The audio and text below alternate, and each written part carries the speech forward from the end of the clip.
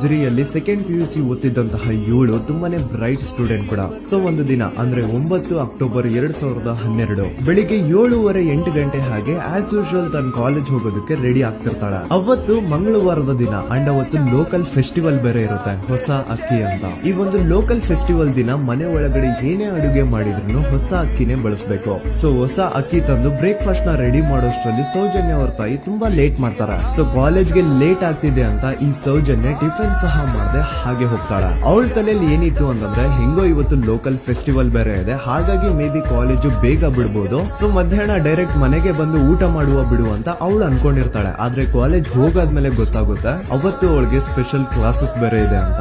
Soujanya breakfast ಕೂಡ ಮಾಡಿರಲ್ಲ and lunch box ಕೂಡ ತಂದಿರಲ್ಲ. ಹಾಗಾಗಿ ಲಂಚ್ ಟೈಮ್ ಅಲ್ಲಿ ಸೌಜನ್ಯನ ಒಬ್ಳು ಫ್ರೆಂಡ್ ಜಾನ್ವಿ ತಾನ್ ತಂದಿರುವಂತಹ ಲಂಚ್ ಬಾಕ್ಸ್ ಅಲ್ಲಿ ಒಂದಿಷ್ಟು ಲಂಚ್ ನ ಆಫರ್ ಮಾಡ್ತಾಳೆ. ಆದ್ರೆ ಸೌಜನ್ಯ ಪರವಾಗಿಲ್ಲ ನೀನ್ ತಿನ್ನು, ನಾನ್ ಮನೆಗೆ ಹೋಗ್ಬಿಟ್ಟು ಊಟ ಮಾಡ್ಕೊತೀನಿ ಅಂತ ಹೇಳ್ತಾಳೆ. ಸುಮಾರು ಮಧ್ಯಾಹ್ನದ 3:45ಕ್ಕೆ ಕಾಲೇಜ್ ಬಿಡುತ್ತೆ. ಸೌಜನ್ಯ ಕಾಲೇಜಿಂದ ಬಸ್ ಅಲ್ಲಿ ಬಂದು ನೇತ್ರಾವತಿ ಬಸ್ ಸ್ಟಾಪ್ ಹತ್ರ ಇಳ್ಕೋತಾಳೆ. ಅವಳ ಜೊತೆ ಅವಳ ಕ್ಲಾಸ್ ಮೇಟ್ಸ್ ಅಂಡ್ ಫ್ರೆಂಡ್ಸ್ ಎಲ್ಲ ಇರ್ತಾರೆ. ಸೊ ಅವ್ರಿಗೆಲ್ಲ ಬಾಯ್ ಹೇಳ್ಬಿಟ್ಟು ಸೌಜನ್ಯ ತನ್ನ ಮನೆ